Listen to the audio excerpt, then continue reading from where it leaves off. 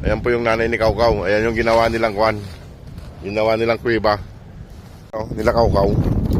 Ito yung tatay nila Kaukaw. Ito yung tatay nila Kaukaw. Ang laki Kaso dito pumunta si Mama Dug. Nandito lang pala si Mama Dug.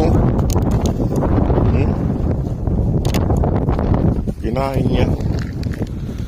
Ayan mga boss. Tignan nyo kung gaano kalaki yung tatay ni Kaukaw. Ayan, tignan nyo mga boss. Ito si Mama Dug dito pumunta. Hindi pumunta dun sa mga anak niya. Ayan mga boss, yung tatay ni Kaukaw ang laki. Ayan yung tatay ni Kaukaw ang laki. Laki ng mukha.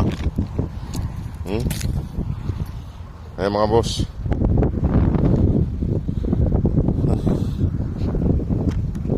Ayan po yung tatay niya ni Kaukaw. Ito si Kaukaw.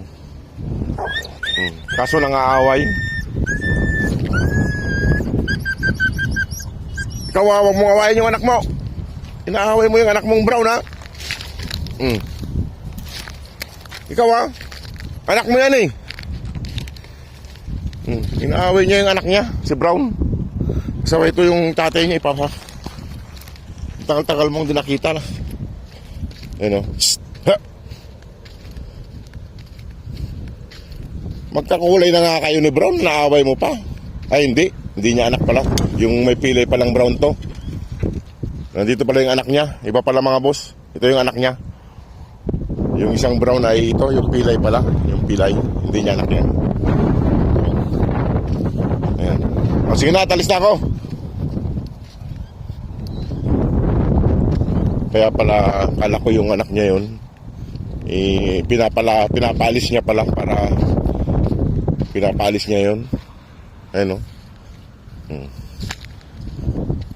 Nandito sila Mama Dug. Ayan, Ayan. Sobrang laki ng tatay nila Kaukaw. Ito yung manliligaw ni Mama Dug. Kaya pala ayaw umalis ni Mama Dug dito. Laging nandito yung boyfriend niya. Ay mga boss, Ayan. Malaki. Ay malaki. Ay mga boss, yung nanay ni Kaukaw nasa silong. Ayan po yung nanay ni Kaukaw. Ayan yung ginawa nilang kwan. Ginawa nilang kuweba. Ayan. Ayan, yung nanay niya. Parang buntis na naman yung nanay niya. Ayan.